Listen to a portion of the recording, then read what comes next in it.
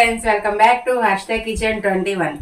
Friends, 100 మంది subscribes వచ్చినందుకు చాలా సంతోషంగా ఉన్నానని నిన్న వీడియోలో చెప్పాను. ఫ్రెండ్స్, ఈరోజు వచ్చేసి రెసిపీ చికెన్ పకోడీ అనమాట. నా స్టైల్లో చేస్తున్నాను. చాలా చాలా బాగుంటుంది.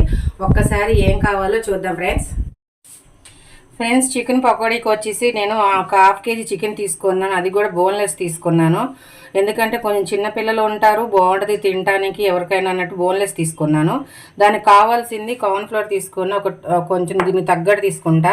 అల్లం వెల్లుల్లిపాయ పేస్ట్, ఇది వచ్చేసి ఏంటంటే గరం మసాలా, ఇది వచ్చేసి ధనియాల పౌడరు, ఇది వచ్చేసి జీలకర్ర పౌడరు, పసుపు, కారం, నూనె, సాల్ట్, లెమను, కొత్తిమీర, కరివేపాకు.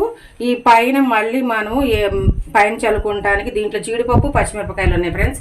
ఇప్పుడు కలిపే విధానం చూద్దాము ఫ్రెండ్స్. దీనికి కావాల్సింది నేను చిన్న స్పూన్తో అల్లం వెల్లుల్లిపాయ పేస్ట్ వేస్తున్నాను. తర్వాత పసుపు, కారం అనేది చూసి వేసుకోండి. జీలకర్ర పౌడరు నేను అన్నీ ఒక హాఫ్ స్పూనే తీస్తున్నాను. తర్వాత ఇది వచ్చేసి ధనియాల పౌడరు, గరం మసాలా, సాల్ట్ అన్నీ టేస్ట్కి తగ్గట్టు చూసుకొని వేసుకోండి, ఎంత అవసరం అవుతుందో అంత. కొత్తిమీర, కరివేపాకు, సన్నగా కట్ చేసి పెట్టుకున్న కరివేపాకు, తర్వాత లెమన్,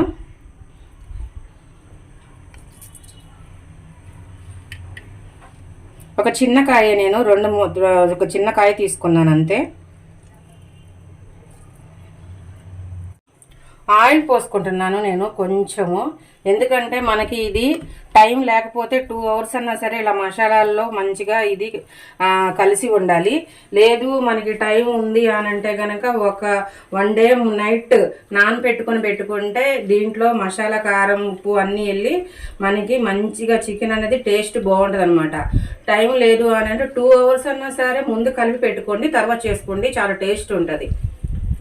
దీంట్లోకి నేను కార్న్ఫ్లోర్ వచ్చేసి ఒక 2 టేబుల్ స్పూన్ వేస్తున్నాను. ఎందుకంటే మనకి జస్ట్ లేయర్గా పడటం కోసమే, ఎక్కువ వేయట్లేదు.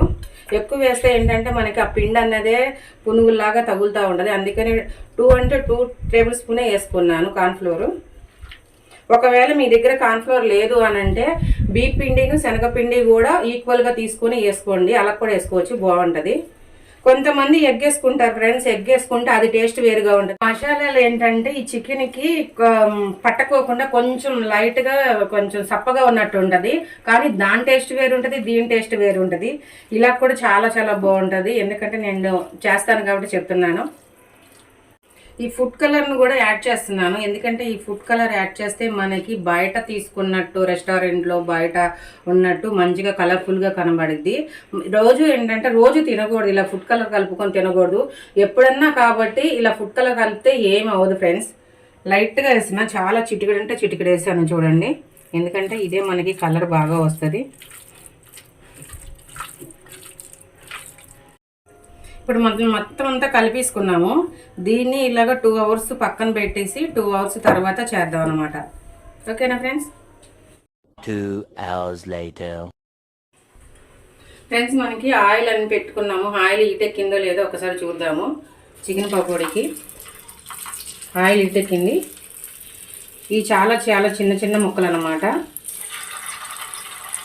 ఇలా సపరేట్ వేసుకోండి. సపరేట్ వేసుకుంటే ఏంటంటే మనకి పీస్ అనేది మంచిగా ఎర్రగా ఎగుతూ ఉంటుంది.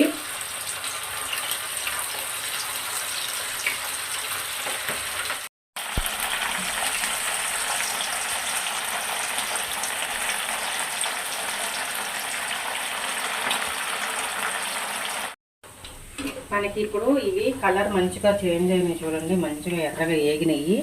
ఎందుకంటే మనం తక్కువే పిండి వేసుకున్నాం అనమాట, కార్న్ఫ్లోరు. అందుకనే మనకి చికెన్ మంచిగా కనబడుతుంది. చాలా చాలా టేస్ట్ ఉంటుంది, చాలా బాగుంటుంది. ట్రై చేయండి.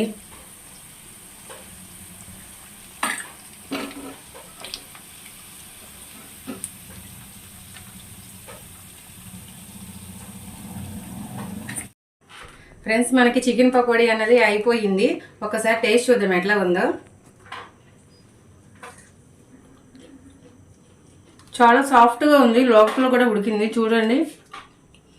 మనం వేసుకున్న ఉప్పు కారం అన్నీ కూడా దీంట్లోకి లోపలికి వెళ్ళాలని చాలా బాగుంది.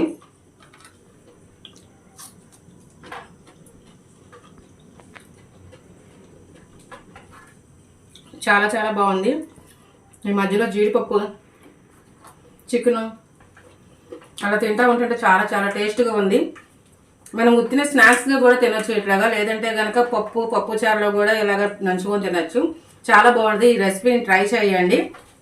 లైక్ చేయండి, షేర్ చేయండి, సబ్స్క్రైబ్ చేయండి. పక్కన ఉన్న బెల్ ఐకాన్ని క్లిక్ చేయండి. బెల్ ఐకాన్ క్లిక్ చేస్తే మేము పెట్టే ప్రతి నోటిఫికేషన్ మీకు వస్తుంది. Bye friends. లైక్ చేయండి, షేర్ చేయండి, సబ్స్క్రైబ్ చేయండి. బాయ్.